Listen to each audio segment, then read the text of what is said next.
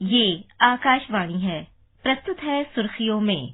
इसके अंतर्गत सुनिए विशेष चर्चा केंद्रीय बजट 2023-24 से सरकार की अंतिम छोर तक पहुंच। इसमें भाग ले रहे हैं नीति आयोग में एडिशनल मिशन डायरेक्टर आनंद शेखर और आकाशवाणी संवाददाता ओमवेश उपाध्याय। एस्पिरेशनल ब्लॉक प्रोग्राम की शुरुआत मुख्य सचिवों के दूसरे राष्ट्रीय सम्मेलन के दौरान की गई थी, जो इस साल जनवरी में आयोजित किया गया था।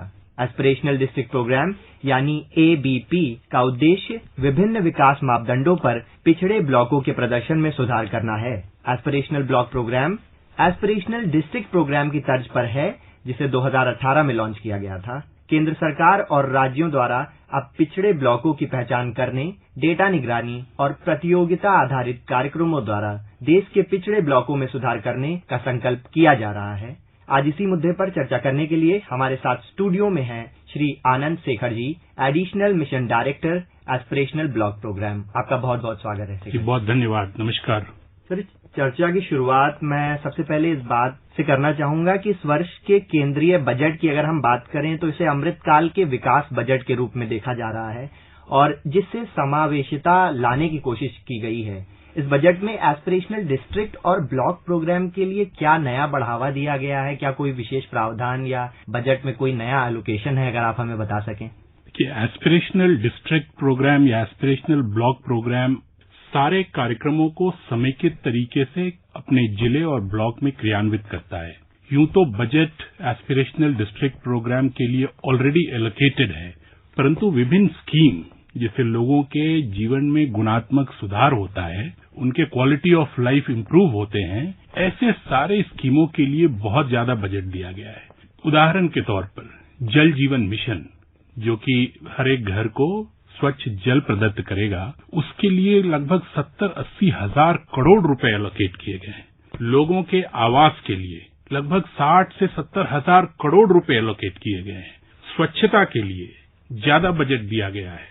शिक्षा के लिए ज्यादा बजट दिया गया है। हमारे जो प्रिमिटिव ट्राइबल ग्रुप्स थे, उनके लिए अलग मिशन की घोषणा की गई है। तो अगर आप देखेंगे तो ये सारे स्कीम्स जो हैं वो ब्लॉक और जिले में ही क्रियान्वित होते हैं और प्रधानमंत्री जी का ऐसी मंशा है कि ये सारे स्कीम एस्पिरेशनल डिस्ट्रिक्ट्स और एस्पिरेशनल ब्लॉक में मिला करके समेकित तरीके से तेजी से लोगों के साथ मिल करके इम्प्लीमेंट किए जाएं। तो जब इतने सारे स्कीम इतने संसाधनों के साथ लोगों के साथ मिलकर क्रियान्वित किया जाएगा, मुझे पूरा भरोसा है कि इस बजट में जो ज्यादा धनराशि दी गई है आम लोगों के लिए, गरीबों के लिए, पिछड़ों के लिए, महिलाओं के लिए, किसानों के लिए, इन सब का एक बहुत बड़ा इम्पैक्ट होने वाला है इन एस्पिरेशनल डिस्ट्रिक्ट्स और ब्लॉक्स में। और बहुत तेजी से जो ब्लॉक आकांक्षी हैं, अभी भी पूरे विकास के मानकों पर देश के अन्य जिलों या राज्यों से तुलना नहीं कर पा रहे हैं, वो आने वाले बहुत कम समय में इस इंक्रीज्ड बजट एलोकेशन के लिए जो ज्यादा धनराशि दी गई है सोशल सेक्टर प्रोग्राम्स के लिए, उससे इनमें बहुत तेजी से विकास होगा। आज ही प्रधानमंत्री मोदी द्वारा जो वेबिनार किया गया, उसमें मुख्य रूप से अंत्योदय तक पहुंचने यानी लास्ट माइल तक हम अगर अपनी पहुंच बना सके पर आधारित था। प्रधानमंत्री के इस संबोधन को आप कैसे देखते हैं, जहां वो गुड गवर्नेंस की बात करते हैं, वो बेहतर मॉनिटरिंग की बात करते हैं? प्रधानमंत्री जी का बहुत व्यापक अनुभव है विकास कार्यक्रमों को अंतिम व्यक्ति तक पहुंचाने का, और आज के वेबिनार में उन्होंने बहुत ही स्पष्ट एक रोड मैप दिया कि कैसे इन योजनाओं के तहत जो अंतिम पायदान पे खड़े लोग हैं, जो पिछड़ गए हैं विकास की यात्रा में, उनको हम तेजी से विकास की मुख्य धारा में ला सकते हैं।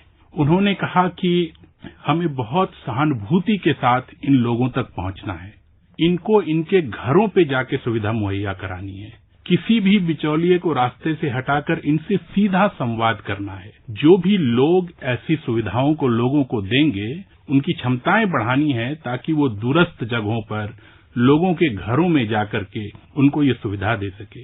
उन्होंने कहा कि उनसे सीधे संवाद करने की आवश्यकता है, क्योंकि सूचना के अभाव में बहुत समय बहुत सारी गड़बड़ियां होती हैं। तो प्रधानमंत्री जी ने जो आज हमें मंत्र दिया कि कैसे सबसे पिछड़े लोगों का, दूरस्थ में बस रहे लोगों का कैसे बहुत तेजी से विकास किया जा सकता है, मुझे लगता है ये वेबिनार, चूंकि आज बहुत सारे घटक के लोग इसमें जुड़े हुए थे, इसमें प्राइवेट सेक्टर के लोग थे, इसमें सब्जेक्ट मैटर एक्सपर्ट्स थे, इसमें सिविल सोसाइटी की ऑर्गेनाइजेशन थी, ब्लॉक के ऑफिसर्स थे, जिले के ऑफिसर्स थे, राज्य के ऑफिसर्स थे। तो इतने बड़े स्टेक होल्डर को एक क्लियर रोड मैप मिल जाना, मुझे लगता है कि इन बजट प्रावधानों को तेजी से क्रियान्वित करने में बहुत मदद होगी। तो मुझे लगता है ये एक दो बजट से वो करते आ रहे हैं और ये बहुत ही अच्छा होता है हम जैसे इम्प्लीमेंटर्स के लिए, जब एक क्लियर रोड मैप प्रधानमंत्री जी की तरफ से मिल जाता है कि कैसे इसे तेजी से उतारा जाए जमीन पर। प्रधानमंत्री ने वंचित लक्ष्यों के लिए सुशासन और निरंतर निगरानी यानी कांस्टेंट मॉनिटरिंग का जो एक महत्व बताया आज,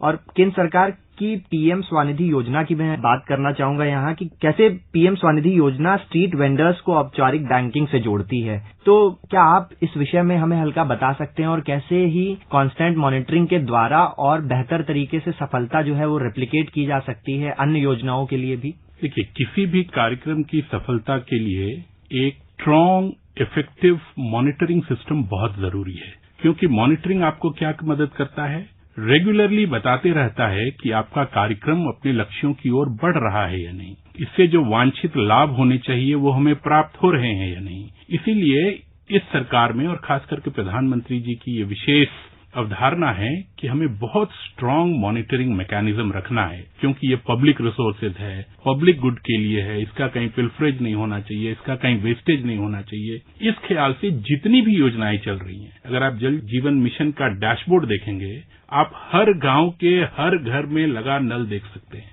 अगर आप स्वच्छ भारत की बात करेंगे, जिसमें लगभग 11 करोड़ शौचालय बने, हर 11 करोड़ शौचालय जियो टैग्ड है। आप जाकर के देख सकते हैं कि किस बेनिफिशियरी के यहाँ किस तरह का शौचालय बना है। उसी तरह और कार्यक्रम भी हैं। इसको डिजाइन के समय ही, इम्प्लीमेंटेशन के समय ही ऐसे मॉनिटरिंग मैकेनिज्म्स तैयार किए जा रहे हैं जिससे कि हम निरंतर तौर पर देख सकें कि इसका लाभ लोगों को मिल पा रहा है कि नहीं, अकाउंटेबल तरीके से हम लोगों के पास पहुंच पा रहे हैं कि नहीं, और योजनाओं से जो अपेक्षित लाभ है वो लोगों को मिल पा रहा है नहीं। बिल्कुल, और आज के समय में हम यकीनन ये कह सकते हैं कि रीचिंग द लास्ट माइल के मामले में एस्पिरेशनल डिस्ट्रिक्ट प्रोग्राम एक सफल मॉडल के रूप में उभरा है। इसी दृष्टिकोण को आगे बढ़ाते हुए मैं आपसे समझना चाहूंगा कि अब देश के 500 ब्लॉकों में एक एस्पिरेशनल ब्लॉक कार्यक्रम की जो योजना बनाई गई है, एबीपी ऐसे में कितना महत्वपूर्ण है और यह कैसे ब्लॉक लेवल तक विकास को सुनिश्चित करेगा? देखिए, एस्पिरेशनल ब्लॉक प्रोग्राम अगर सफलतापूर्वक क्रियान्वित हो जाए जी, तो पूरे ग्रामीण क्षेत्र की तस्वीर बदल जाएगी। आज जो आपको पिछड़ेपन का पॉकेट्स दिखता है वो हमेशा के लिए समाप्त किया जा सकता है। जैसे कहते हैं ना कि मेकिंग समथिंग हिस्ट्री, तो ये पिछड़ेपन को इतिहास बना सकती है अगर हम इस एस्पिरेशनल ब्लॉक प्रोग्राम को सही तरीके से इम्प्लीमेंट कर गए।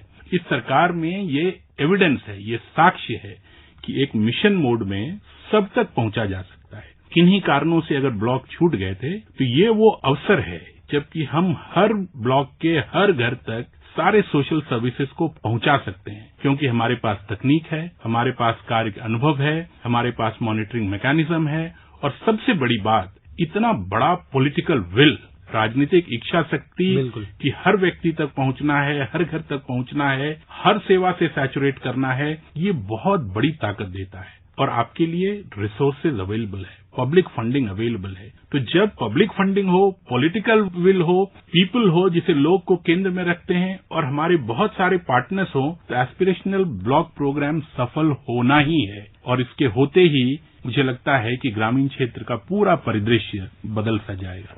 बिल्कुल, और हमें आशा है कि इन्हीं नित प्रयासों से हम एक बेहतर और एस्पिरेशनल ब्लॉक बना पाएंगे। आज हमारे साथ स्टूडियो में जुड़ने और एस्पिरेशनल ब्लॉक प्रोग्राम पर विस्तार से चर्चा करने के लिए आनंद शेखर जी, आपका बहुत बहुत धन्यवाद। बहुत बहुत धन्यवाद।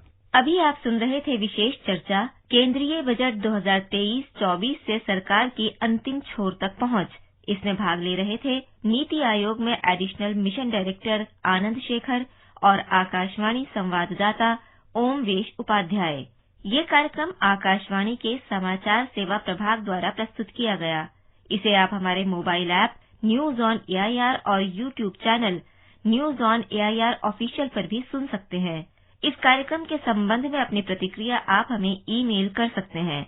पता है airnsgtalks@gmail.com। ये कार्यक्रम फिर से सुनने के लिए लॉग ऑन करें हमारी वेबसाइट newsonair.gov.in।